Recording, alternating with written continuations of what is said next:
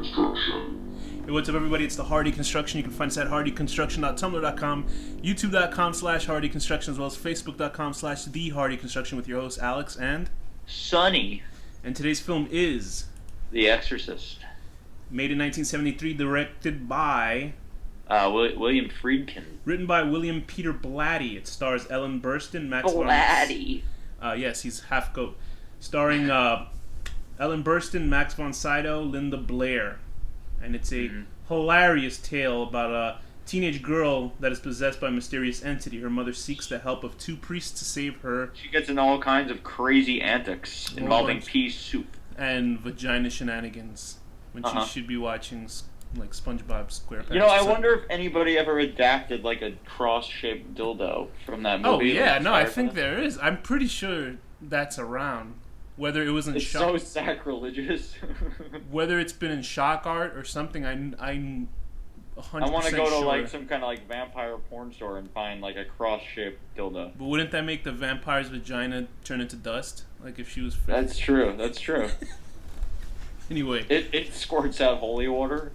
So let's get into the movie, The Exorcist, made in 1973. Like I just spoke to you off the recording that Paranormal Activity is the #1 R-rated film of all time. I guess grossing, excuse me.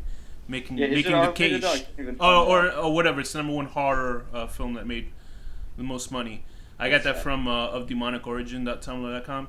And he, to bring that up, I was realizing, wow, like, how did The Exorcist do?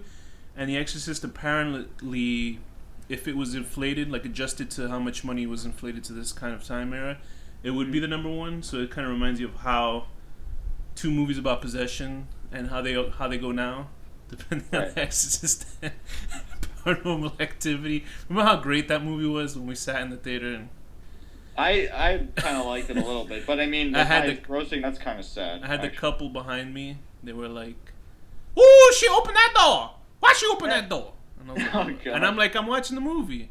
And the weirdest part is that they were an Irish couple, so I don't even know why they were speaking like that.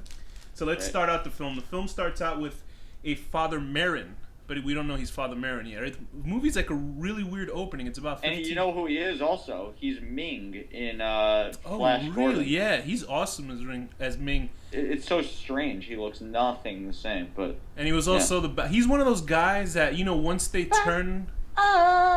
he saved every one of us, and then, he gets AIDS and dies, like a month after his, 2 days after his announcement. Oh no, that's the singer of Queen. Anyway, so, movie starts out with a Father Merrin, but we're not introduced as Father Merrin yet, right? He's just kind of like this archaeologist dude who's digging in Iraq. Yeah. And here's, some weird trivia?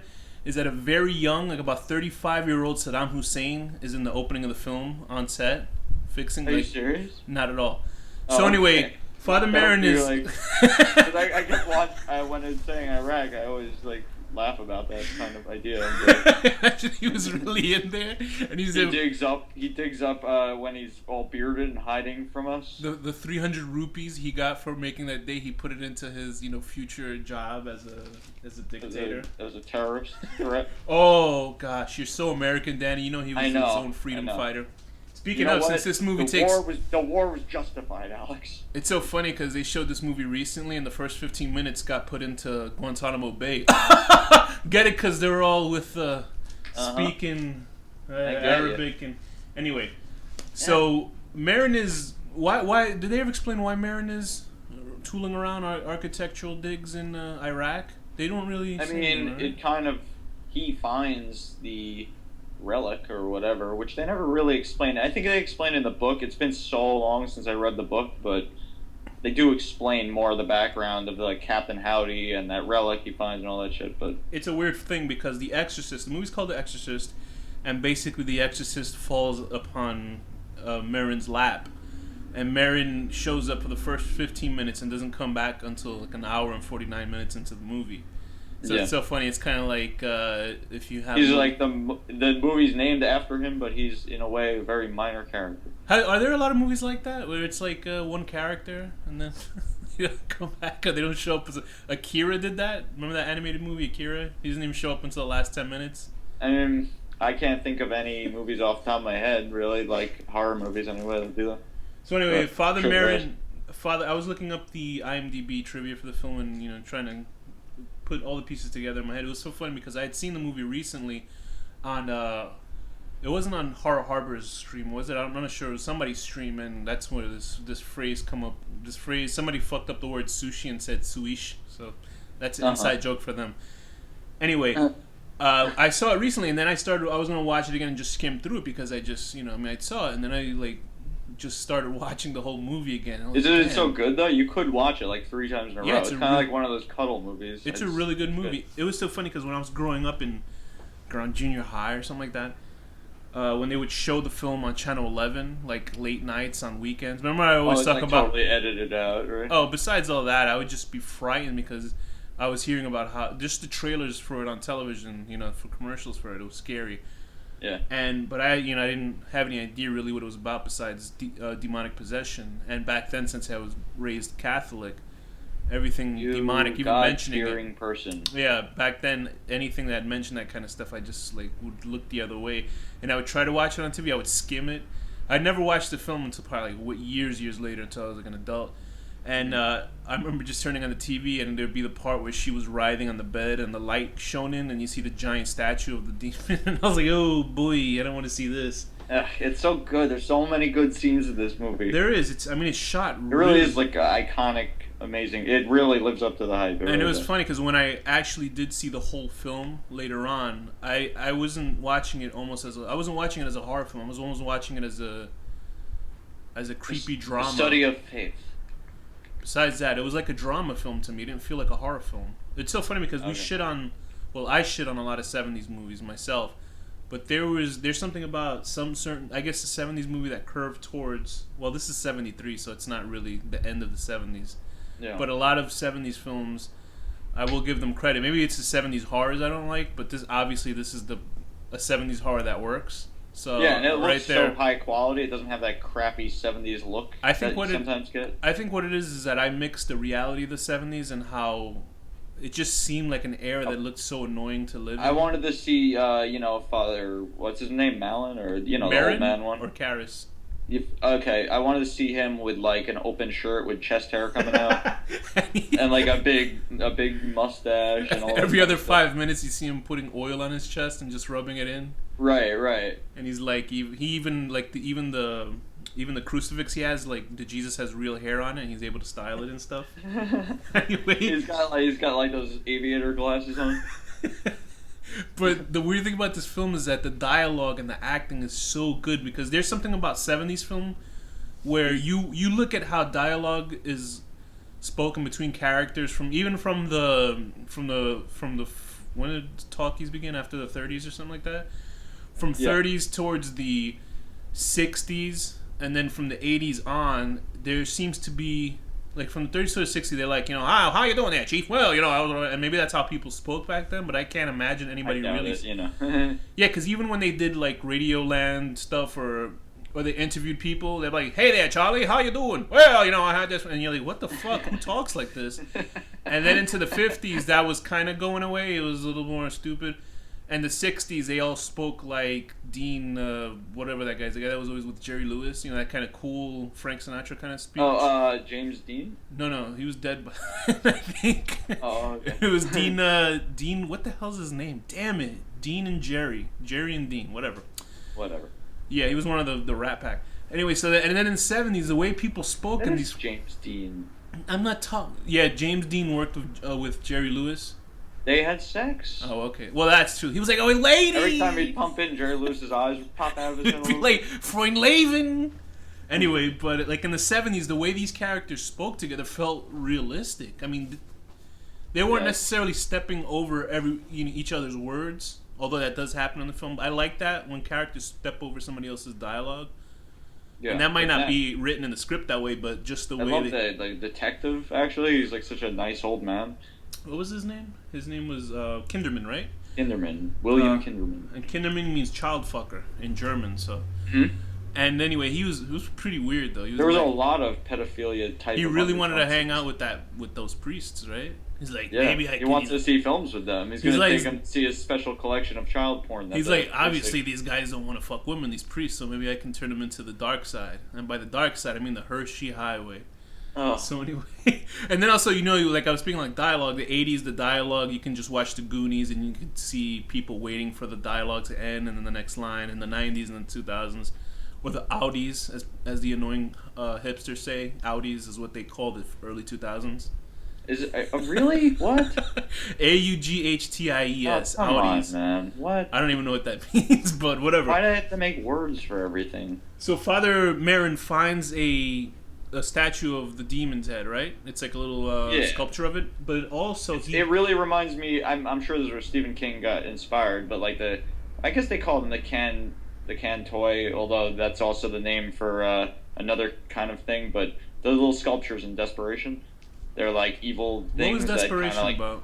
Oh, was that the town or something like that? It's about a demon that kind of like takes over this town, and but its soul is like trapped in this like little geyser thing under the ground in like a mining village. But it has these little sculptures. There's some sculptures like possess you and do stuff to you. There's some Stephen King show that's on right now that's based on one of his novels, but it's not. Under the Dome? No, not that one. It's one that's actually on Sci-Fi Network. I think it's called Haven or something like that. I'm not sure. I don't know. I didn't know if it was based on Desperation. I don't know everything he's written, actually, so I could be unfamiliar with it. I know he wrote sections of 50 Shades of Grey, which is very surprising. So anyway, Father Merrin is...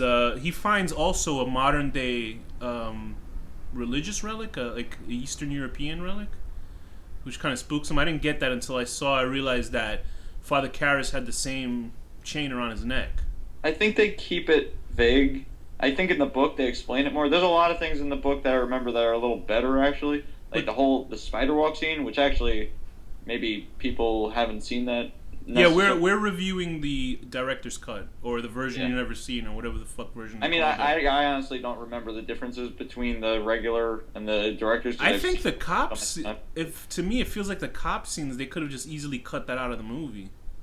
And that was probably cut out, but I have no idea what they cut out and left in. I know the spider walk scene wasn't in because the original version you could see the strings holding the actress as she went down the staircase, and he was given the. You want to make Jack Nicholson? Yeah. I thought you said Al Pacino. No, he was. It's somewhere in the trivia there, but he was supposed to be in. Jack Nicholson would have been awful. Al Pacino I could see, but not Jack Nicholson. But I'm thinking of like Al Pacino from the Devil's. What was that movie with Keanu Reeves? It's just like Devil's Advocate. Hey. You kid, come on! And he's doing that throughout the whole movie. I'd love that. That'd be great. But Stacy Keach was amazing as Father Karras. But anyway, that's a weird thing because I remember seeing one of the religious items that Father Merrin finds. That's what Father Karras is wearing later on. It seems like you think it's like religious. It's a whole religious tone that God is throwing them these curveballs in Karras's dreams. He teaches him his faith again and all that kind of right, shit. because in Karras's dreams he's seeing visions of the demon face, and he's also seeing visions of he's seeing certain visions that only he would know if. And just think that this movie and book inspired fucking Strangeland in a sense. Ugh. Oh boy, that's still upsetting that he used that name. Yeah. Well, go ahead, say the perfect line for Strangeland. What a rush. What a flush indeed. So you know, we're led to believe that maybe Merrin was going to be throughout the rest of the movie, but he's not. It's quickly he just goes away, and then we're introduced to Chris. Chris McNeils, an actress, big famous bitch, played by Ellen Burstyn. She actually doesn't come off as she kind of is a bitch on little bitchy on set when somebody's Remember the operator, she was being a bitch. Is that after her kid was possessed or before? No, before. She wanted to do like a birthday plan or something, and it got ruined. And she was like, "Operator, what did they give a test for illiteracy when you go join?" Oh, well, that was because the father. I think she was more angry at the father, and she was taking it out on the operator. Yeah, I know, but I get angry at things too. I don't take it out on other people. Well, I do. That's not true, actually. You do torture animals, so. I do torture animals, and I have killed old ladies. That just reminds me. I was looking at the trending news online, and there was some girl which makes me very sad. She's a very attractive young girl. Well, sort of, you know, if you like that dirty tattooed girl with black hair kind of look. I do like that look. Well, then you're gonna love this one. So apparently she posted a video on her Facebook that she lost a bet, and then she proceeds to let her dog fuck her, and she put this on Facebook. Oh my god. What the fuck is wrong with people? And then she got arrested for it. She put it on Facebook too. Why would she even? I mean, that's as bad much. Enough to go through with the. I don't know the Why whole would story. I fuck think that? that's what the story was. But Could that have been? what makes me upset is that she could have lost a bet and fucked an ugly guy, or You know what's me or you or interesting? something, I'm reading right now that the name of the demon is Pazuzu or whatever. Pazuzu. It's based on an actual. Yeah. But I just watched Face Off today, which is like that show Face Off. It's like the horror movie makeup, and the challenge was demons, and I think that was the name of one of the demons that one of the teams chose. Of course, I mean it's common. Yeah, but it's just horror. funny that Anybody who watches a horror film, it's obviously that. I mean, are people going to be expecting us to say anything bad about this movie? So that's why I had to look up interesting information about the movie. Yeah. Because what am I going to say? This movie's a fucking joke! Like, what am I supposed to say? Actually, if anybody I knew told me that they hated it, I can understand if somebody doesn't like it a lot, but if they hated it, I'd be like, wow, you're not a fan of horror, then I guess. I don't know. I mean, because I think this is a staple. This is one of those givens. I know people that hate the Beatles. I can care two shits about the Beatles, you know what I mean? So yeah, but I know somebody who passionately hates it. Oh. And it's like, really? I think what that is that people hate the Things fans. that get hyped. Not the hype, but they hate the fans that support something. Because as we know, people can be really arrogant about what they like, and you know what I mean? I've never liked that myself. Especially something like the Beatles. Yeah. So I mean, it's just like shut the fuck up already. So I think what happens is that people don't like. It's like people that don't like Justin Bieber or Katy Perry or something like that. They don't like it just because. I don't like them from both ends of it. I like Katy Perry's both ends, and maybe Justin Bieber's. I'm sure people love this Exorcist episode. So there's all those big digging sites, and I don't know what you think they're just looking for religious artifacts, because I was waiting for Indiana Jones to pop out. I don't think there's really, it's just a guy digging around for religious artifacts. He's like a scholar. I like that synchronized thing with the three guys with the hammers at the same time. It was like the Middle Eastern Three Stooges. They were making their dildo factory. They were making the cross dildos. That's actually the labor force that does it, and then they ship it back to America. Those are the three guys that invented the Iraq version of Stomp and shit. Mm-hmm. So they're gonna start their own Blue Man Group type of thing. but instead of making large bubbles, they decapitate a woman and shoot guns into the air. So also, it pops over to the recent area. Oh, he almost gets hit by a horse. And I guess that's the first sign after he picks up that small demon head. He's all shaky and shit. It's all spooky. Did I ever mention in the show that I almost got killed by a horse? So you almost? My brother's nipple got bit by a horse. Was it severed? I mean, not severed, but was it did it? He had a big welt on his chest. It was. I was at a celebrity, well, not celebrity, but a softball game thrown by this radio show called Opie and Anthony. Oh yeah, it was mid to early 2000s or something like that. Yeah. And what happened? They got canceled. Yeah, now they're on whatever that Sirius XM radio. Okay. And I was there, and I remember walking from one area to the next, and it was this little narrow pathway because it was I forget where it was. It was in Jersey, but it was like a softball or baseball, actually a softball field. Right. And I was walking through this little narrow area. It was very narrow because you could see grass everywhere, and there was part of a building, and to the left there was some bleachers, but it wasn't actually the field itself. This is a really interesting story. Thank you. So then there's a policeman on a horse, and the horse begins to rear up, and the policeman falls on his head, and he's out. Then the horse starts running towards my direction, and remember, my direction is pretty narrow, so it's to my right. There's a building, but I mean, only 2 inches away. Did the horse puke green pea soup on and you? its head was spinning around, and it was running, but it was running towards me, and then there was a tree next to me, and I actually dove towards the tree, and the horse ran right past by me. But what freaked me out more is the horse kept running, but into the narrow area where I know there was a lot more people. So I don't know what happened. All I know is I started running the fuck out of there. But that was you wonder when people actually get into fight or flight things that actually happened, and I had the sense to run out. Yeah, you could possibly just freeze in place like a deer, Yeah, because you don't know if like a horse is running towards you and then I jump to the left. What if it decides to jump towards And its then right? I'd be hosting this show with, you'd have like one of those like robot voices, like Stephen Hawking. And I'd be trying to type the episode name, but then I'd be typing into my own thing, and it would be sending me somersaulting off my chair and shit. Right. So we're shown Chris. Chris has a pretty good relationship with her daughter. It's not Very a nice. hanger wire fucking type of relationship with the daughter. Get into Chris's character. What'd you think about her? She's kind of a little bit spoiled Hollywood type, a little annoying, but I like her. Do you think she was? Well, I mean, what kind of actresses are in the '70s? She must have been some kind of archetype of an actress back then. She's like the powerful woman activist, which is her role in her movie too. And That this she's it was funny because when I first saw the film, I didn't know if the whole excavation part was happening in the '40s or something, but I realized it was happening in the '70s in real time. No, it happened in real time because he says later, it's Right, like, yeah. I got it a few months ago. Yeah, I mean, if it didn't happen in real time, the guy would have been 175, the priest, by the end of that one. So Yeah. when it moves to Georgetown, we want to talk about her daughter Regan, who's played by, why did I forget her name? Linda Blair. Linda Blair, she plays a pretty believable teenage kid. Reagan. What's that? Why I would don't you know. name someone Reagan? Maybe she liked Ronald Reagan movies or something? That's Blatty's idea. William Peter Blatty, whoever wrote that.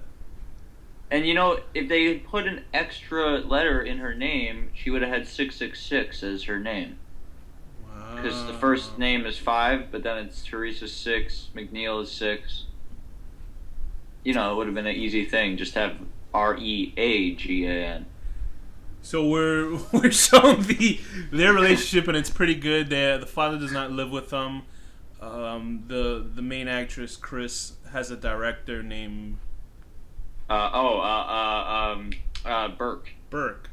Yeah. And He's funny. I like him. Yeah, he's funny. He actually died of influenza like a month after the movie. Yeah, was like right released. after the movie. And that leads to the Exorcist cursed. But anyway, Probably got it during the whole like cold room scene. Imagine he contracted it then, when her room is all cold. influenza. I don't think you don't get. That's the weirdest thing about colds. I tell people like colds. You don't get a cold from going outside in the cold. You get a cold by touching your face. Oh yeah, well the cold just makes you more susceptible to it. Well, I guess so. Because I guess that's what keeps germs alive. The more you know. Do the worst episode ever. And then we're led to Father Karras, who's this kind of young, shaken kind of priest, right? I like him. He's a very friendly guy. He's cool. He seems like a down-to-earth dude, and he's a badass priest. He smokes. He boxes. yeah. Well, everybody smoked in this movie, right? The '70s. Even the doctors, yeah. I think that was a fall off from the '60s when they didn't even have the Flintstones. The commercials had like you can smoke and shit, and I was like, wow, the Flintstones wanted to smoke. I thought cigarettes weren't invented then. You know what I mean? But that's all I know. Of course they were invented. That was also in the Flintstones times. Sure. Oh, that's true. That's true. That was also. 100%. I can't even say the joke I wanted to say. They had meth back then. They didn't have cigarettes. Dino meth. So and he lives in a shitty neighborhood, or actually that's where his mother lived, right? Because he has an ailing mother. And I thought, wouldn't it be smart if you just dressed up like a priest? Do you think people would like rob you and shit? They wouldn't, right? They wouldn't. You could rob them though. That's true, because then you can start Get begging away for with it. Here's a tip, You're kids. like, okay, I don't want to go to hell. Here. Here's a tip, kid. Dress up like a priest, and nobody will fuck with you unless they're a Satanist. Right. So he goes to see his ailing mother. But then you're attracting Satanists. His ailing mother is like typical Italian. Whatever. Italian. They kind of seem Greek, but I guess so? Italian makes more sense because they're Catholic. I don't know. I didn't see him eat any potatoes or anything during the movie, so I wasn't sure. Yeah, but she seemed Greek. Really? I got Yeah. Italian. Karras would be a Greek name, I guess. I have no clue. Karras. Damien's definitely not a good name to have in a movie about demons. Yeah, I should watch that movie. If the horror from the '70s like this was good. No, Omen's great. The Omen, yeah. Yeah. We 'Cause, should review that. I want to review that. I know we should do Demon Month. I know they were showing. Yeah, it's Demon Month. Let's save that for Demon Month. I know or Possession Month or something like that. But he was not possessed in that movie, right? He is the devil. He's not possessed. All I know is I was watching parts of the one that came out on 2006, 666. It came out. It's okay, All I know is that he's standing next to George Bush at the end. I was like, oh boy, Wow. Well, that's like the kind of thing he wants to ascend the president and take over the world or whatever shit. Yeah, because the American president can control them. Yeah, sure. So we see Reagan introduces the name Captain Howdy to her mother because she's wondering what her mother's relationship. Then with it shows a quick flash of the demon's Twisted face. Sister.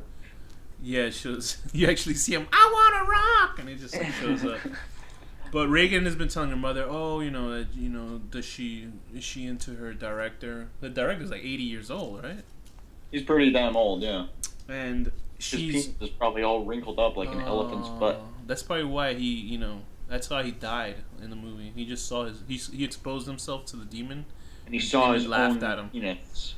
He saw it in real time. Like in the reflection of the demon's eye, he saw his own penis. Because I was wondering how the demon was introduced in this film to her, and it's just a throwaway. It's a throwaway reference that she actually plays with a Ouija board, and she's saying how she actually speaks with her, and the mother's laughing her off. And I'm like, They find the relic like near the house. I mean, I don't remember actually. Like I think the movie keeps it vague, but I think in the book it explains it. how And the then relic. the spider walk scene in the book is so much better actually. But like they couldn't do it, I guess. But like when she walks down the stairs, but literally in the book, it's like a whole scene of her just following her around all day, like that. Why do you think all this stuff is happening? Do you think this stuff is happening because Marin was excavating the thing? I think Do you somehow think that started it? That demon made it to America. But why from Iraq? Not that I guess demons have a corporal form to stay in one God's area. Plan, my child. What's that? It's God's plan. I don't know. From there to another area, I don't know. I would understand if it like possessed a little Iraq boy or something like that. Reagan starts showing some weird signs about her. Like she said her bed shakes, so the mother takes her to go and get tested. I thought it was just a regular physical, but she was already getting her tested for something. Like, and they think maybe it's depression or psychological. Or to test her for demonic possession, they have to first squirt blood out of her neck. Oh God, I hate veins and stuff like that and arteries in movies. So when they did that, I was just like, oh, that just made me so ill. And they find out nothing was wrong with her brain or anything like that. It was all this juicy, thick blood, though. It's good. But then she told her physician. Keep his goddamn fingers away from her cunt or whatever way it was. And why did the nurses? You know what though? For all we know, he could have been fingering her off scene. Yeah, I think he was jacking off. On the other hand, that's what it was. Imagine this whole movie. It's just like everybody's just like kind of messing with her off scene. Like the reason she's all cut up and stuff is because they're like beating her. Isn't that the joke about? Wasn't that the joke that I made about Insidious? Is that imagine a demon possesses a person's body and then that person just keeps getting molested or raped.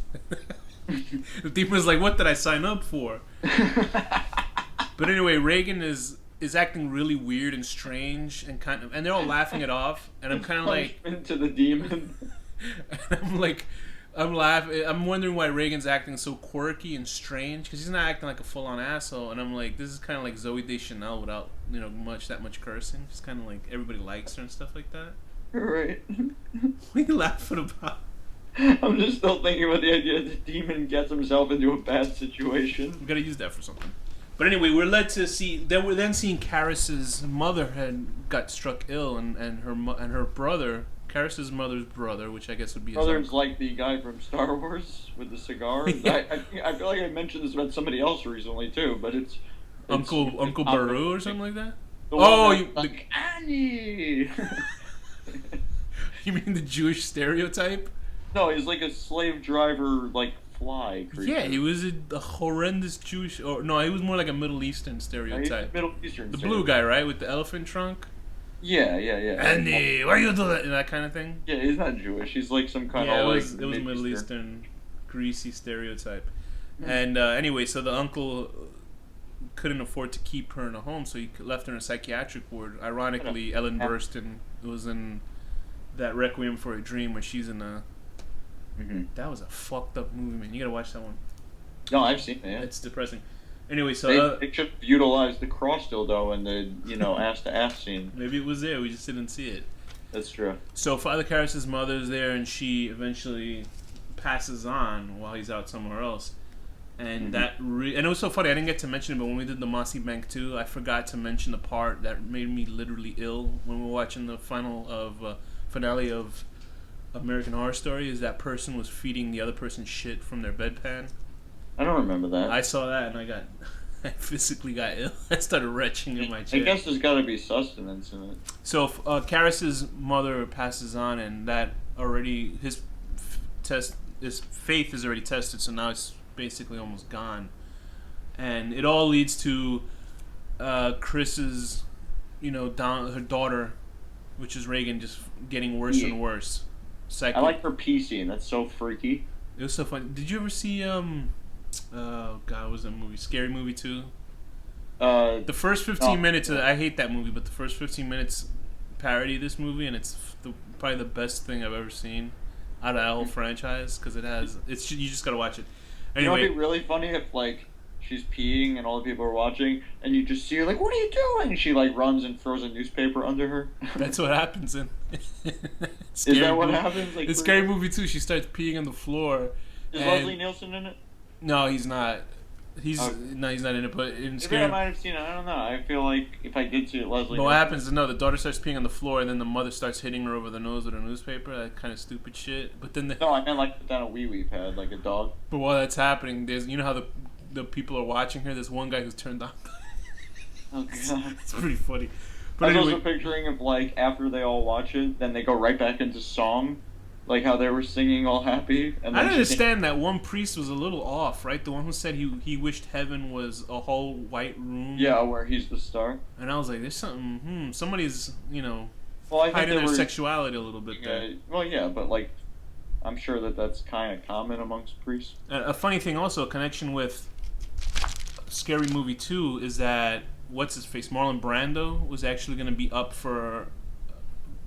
I think he was supposed to be up for Maron's role. I'm not sure. It might have been Karras or Maron. Was he in Scary Movie 2? No. He was supposed to be in Scary Movie 2. He actually shot scenes. The reason why they didn't put him in Exorcist is because then they were like, oh, this is going to be a Marlon Brando movie. Fuck that. So anyway, he was supposed to be in Scary Movie 2. They actually shot scenes for it, and he got paid a couple of bucks for it, but then they decided... $2? Yeah, $2 they paid. He decided that he was too ill to continue with the movie, so he dropped out. But there's actually footage of it somewhere, and I want to see it so badly because it's so hard. It's just to see the fall. He's too busy leading a cult in the jungles of Vietnam. What do you think of Karras's dream? His nightmare? When she's on the subway? Karras's. Yeah, when the mom is on the subway. Oh, yeah, she's at the subway exit, yeah. I kept, hoping that, he would just, run and push her down the stairs or something. It was really low-key, but it was done really well. A friend of mine pointed out how much he loves that scene from the movie, and I was like, why? And then I watched it, and I was like, wow, it's pretty good, actually. It's it's subdued. If somebody dropped, a flower pot out the window from one of the buildings and, landed on her head. What? It's like some kind of 1940s cartoon or something? So, leading up to, there's more tests done on Regan, and you would think, oh god, tests, this is just so boring. What bothers me, and this is every horror movie ever, that they doubt that she's possessed. And the mother actually saw the bed lift off the floor, and she says it. She goes, the bed was actually shaking, and I was on it. Yeah, the mom could be crazy. The doctors, I understand, because they didn't witness it firsthand, but when you see somebody that is opening drawers and quoting homeless people that they've never met before, and all these clearly something's going on there. I was laughing how funny it would be if even when she's clearly floating up on the bed, her head spinning around, they're I don't know, I think it's in her head. It's literally in her head. She's born with a super spongy spinal cord that lets her head spin around. Yeah. Oh, and I made a connection I never made before. I mean, I feel stupid that I never made this connection. But when she turns her head the first time and quotes, Burke's character, what your cunting daughter did to me, they I missed that. When did he say that? When Chris is in the room and Regan turns her head around the first time. No, I know he says that, but why? How is it something that Burke said? Remember the idea that she killed Burke by throwing him down the stairs and his neck got twisted all the way around? Right. Okay. Now I get it. Her head twisted around to imitate that she did that to him. I completely... Because I got the whole angle that she killed the guy. I didn't understand what that line meant when she said it in an English accent.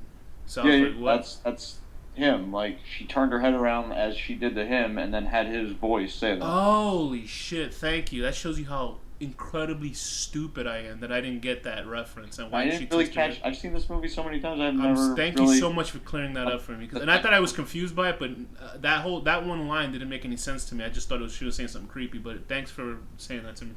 But also, he was having a problem with the help, the German guy. Remember? So was he? You think he was an English Jew or Call him a Nazi or Burke? something. Yeah, he was. He was like, Being a punk. I mean, it's just funny. because they could have thrown a little shade there to show like the help might have thrown him out those fucking staircase. You know what I mean? They could have done that angle, but they didn't, which is all right. But that would have been pretty interesting if they did something like that. If it was almost all in their heads. We get into like a cop drama, you know. They Yeah, that's why it almost feels weird that they shove that cop character in it.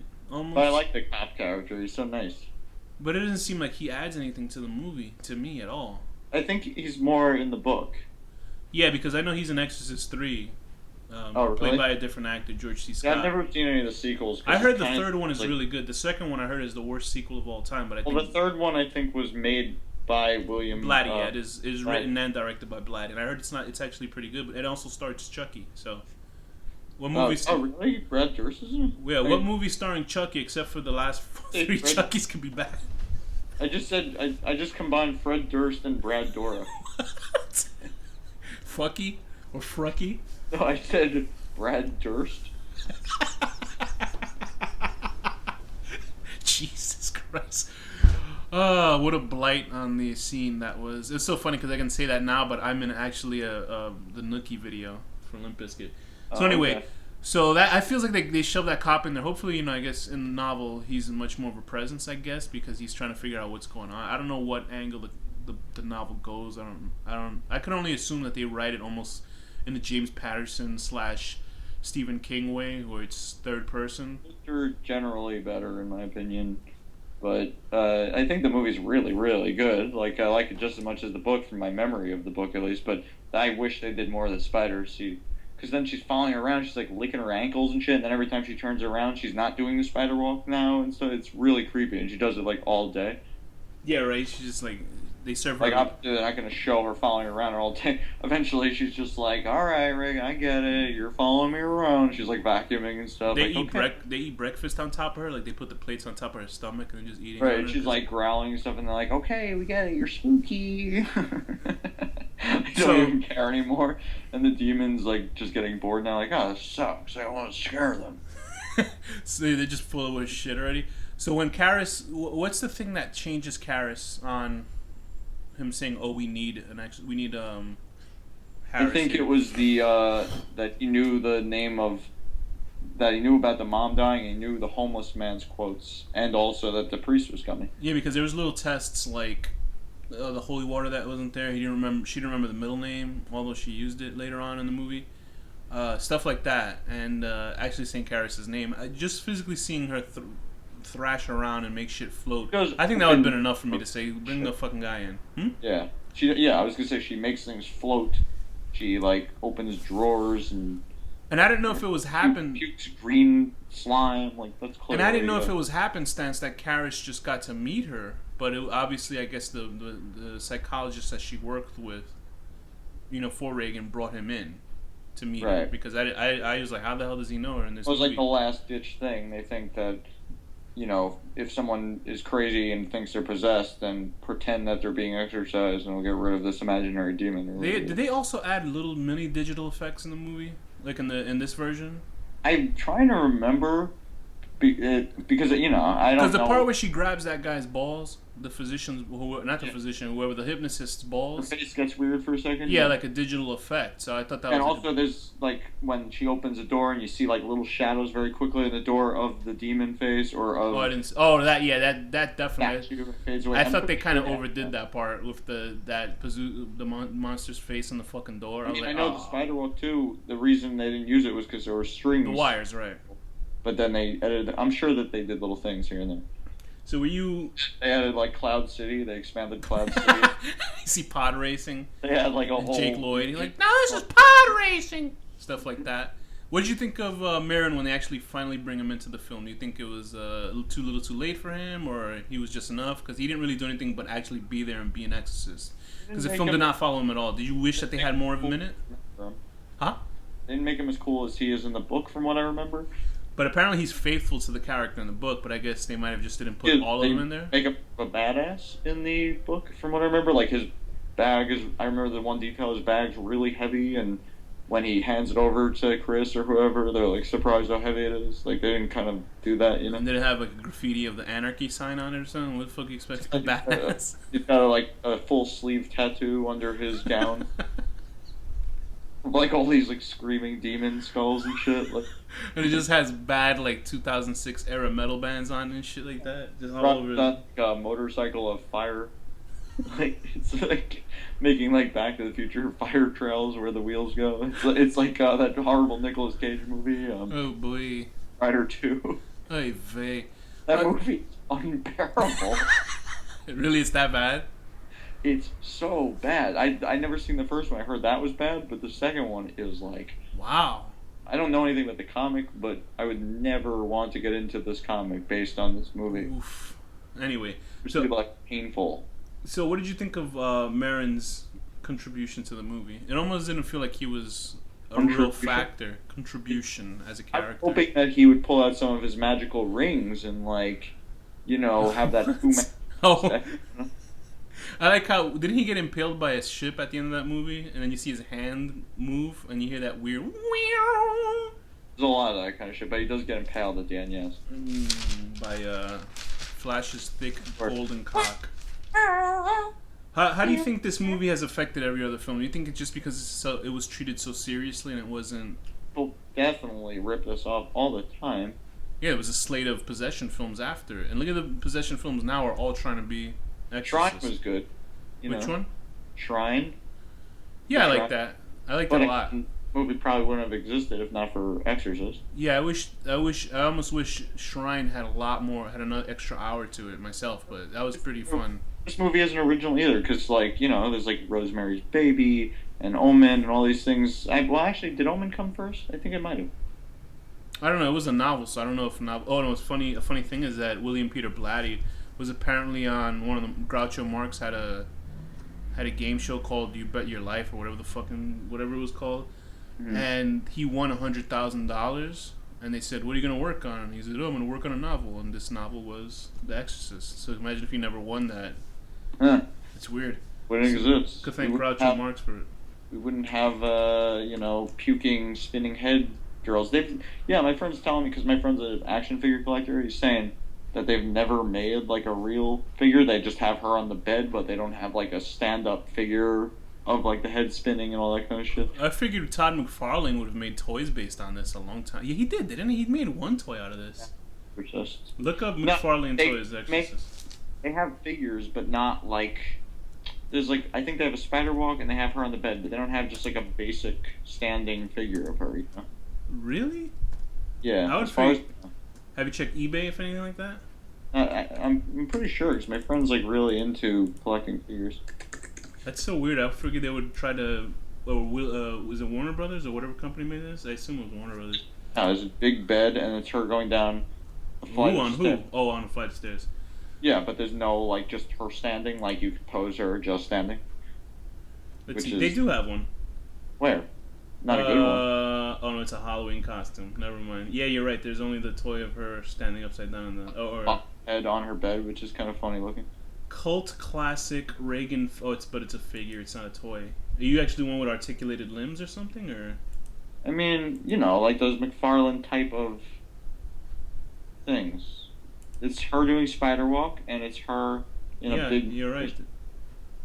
Wow, what a bunch of cunts everybody is. Hard to do, you would think. It's like the most iconic thing ever. Like, why not do it? I guess the closest thing is NECA, is that her on the... They're like the new McFarlane line, basically. So what do you think of the movie as a whole? Yeah. Oh, I love the movie. It's great. It's really, really, really good.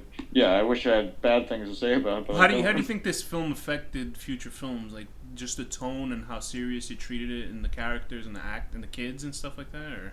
Future films pitiful in comparison for the most part. Do But you think because it treats horror film as a drama as opposed to just? I mean, there are 2 or 3 jump scares in the film, like the phone ringing and stuff like that. it was But actually my debate, not a debate, but a conversation I was having with my friend. Also, do you think this would be allowed in theaters now if it came out right now, and if it had never been out before, like the whole fucking her with the cross and all that stuff?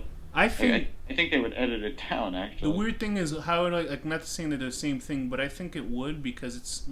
But I was gonna use Kill List as an example, but Kill List isn't the same kind of thing. this whole movie. Yeah. I'm saying like, would this ever be like as big as it was back then? Now, if it had never been made back then, probably not. I mean, We have such a weird culture. Like certain things are totally okay, but then like other things are weird. like as compared to Paranormal Activity, I think this would be a lot better than Obviously, it is better. It is as a film. I think people would rather see this than they would Paranormal Activity, but you don't know the audience. People be like, "Oh, that shit ain't scary," people like that. Stupid. I feel like I don't know. I mean, Paranormal Activity is okay, but how can it be compared to this? It's like I don't know. It's like comparing like Wonder Bread to like a beautiful like sourdough bread handmade in a bakery or something. Yeah, I think there's just different tastes. Like the Exorcist sequels. Like there was the Exorcist 2, which had Linda Blair. How old was Linda Blair in the sequel? Because she looked fucking hot in that one. I hope she was of age. Hold on, how old was she in that movie? Whatever. She there was an attractive girl in Exorcist Part 2. She looked completely different than she was in this one, and Right. You could tell she's gonna be good looking when she grows up. sure pedophile. And then she. All I remember from that is that I remember hearing it's like the worst movie ever, but it has the fault of being that because The first one. it's compared to the first one. Obviously, it's gonna look terrible. But all I remember is James Earl Jones flying on a giant cricket. That's all I remember from the commercials and shit. James Earl Jones flying on a cricket. Watch the trailer for it. He's sitting on top of a giant cricket or on a giant bee or something. He's flying on a giant insect. It's like a nightmare sequence. And part 3. He wearing a Darth Vader mask? This is the third Star Wars reference. And in part 3, In the second one. I remember the trailer for part 3 spooked the flying shit out of me because I remember I used to, since I was being brought up religiously, I had a statue of some saint in my room with this woman saying, and then the trailer for part 3, I'm sure I brought it up in older episodes. It had a statue of Jesus Christ, and it's just. Wait, who's that? Exorcist 3. No, who's that guy you just mentioned? James Earl Jones? Jesus? No. I'm trying to make a stupid joke. Nah, that really was terrible. So anyway, the statue of Jesus is there, and it's like a statue, and its eyes open, and look towards the camera. And I never shit myself so bad watching a commercial in my life. You're really scared of eyes, aren't you? Of a statue opening its eyes, yeah. I mean, Scared of anything with eyes, skulls and eyes and statues and eyes. Yes. Were you scared when like the paintings' eyes would move in movies? Yeah, I mean, the last time I really got scared of looking at statues and shit moving was The Haunting, but that movie was so stupid. Okay. That, like, in a body, like that was the last time I think in a film I actually got spooked because then I started thinking that whole idea of like, how could a statue move if it's not built with limbs that can move, that kind of shit. Apart, all that. And Well, that's like in Ghostbusters 2, Statue of Liberty. yeah, looking at the now, you're like, what the fuck? Her arms shouldn't even be able to move. Who cares?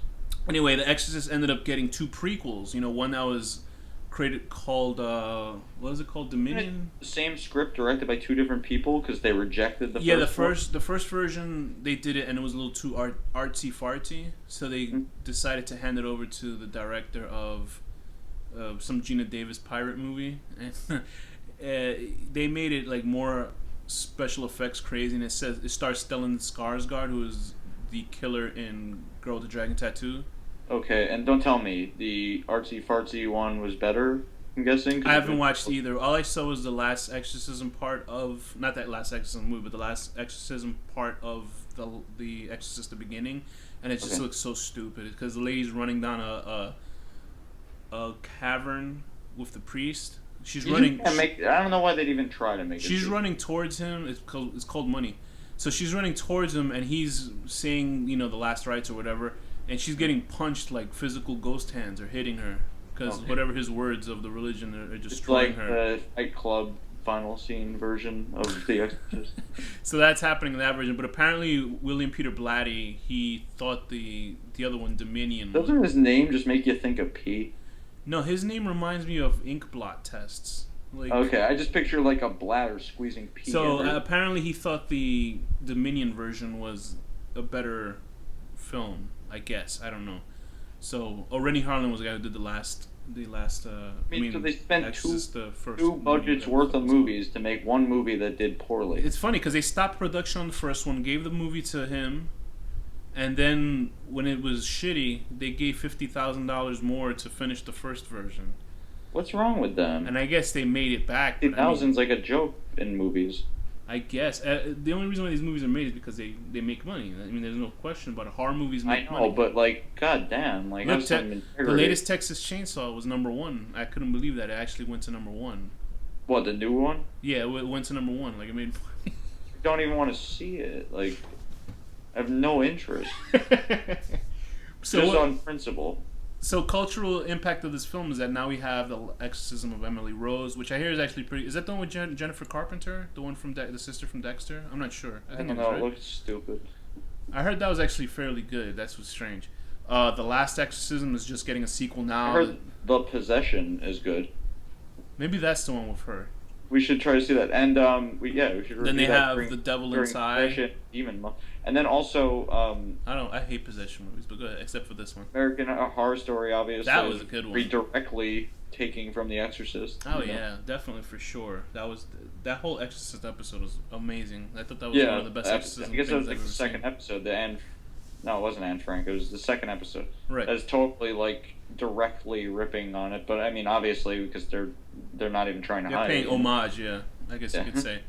But yeah, I mean, what else can we say about The Exorcist that nobody, I guess- Nothing else to say. I That's mean, it. when Karras dies at the end, I was extremely sad because I actually grew to like his character a lot.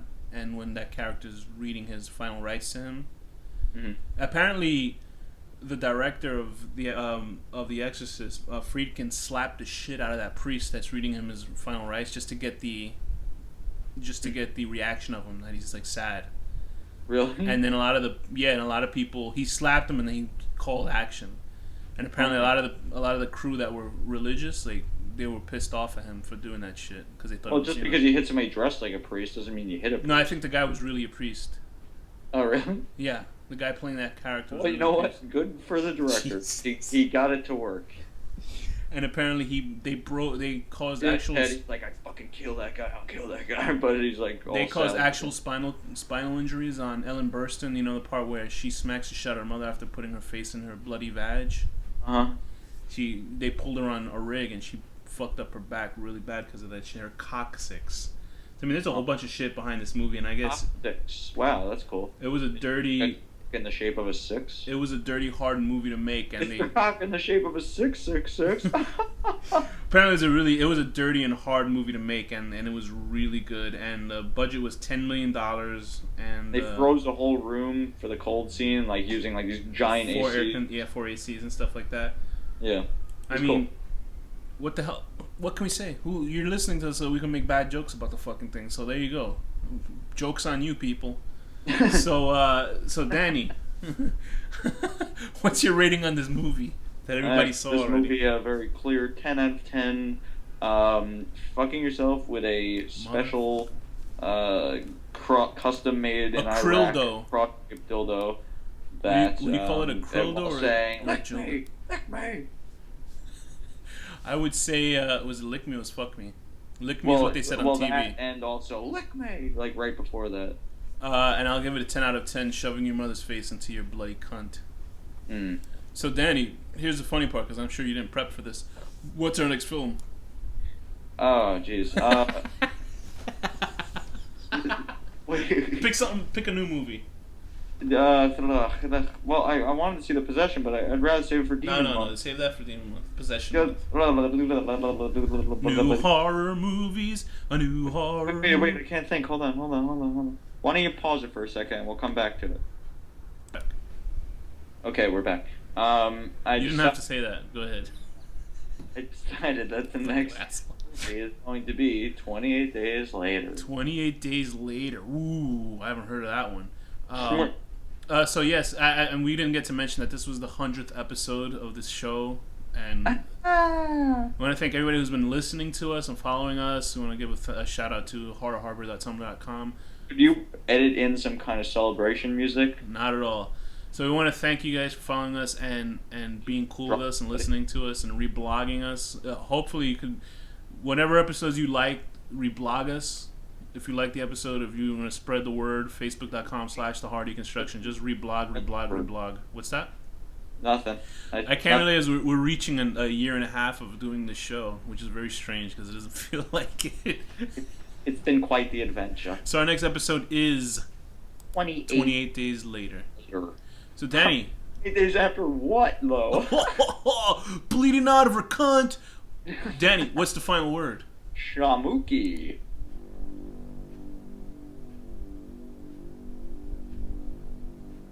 The horror deconstruction.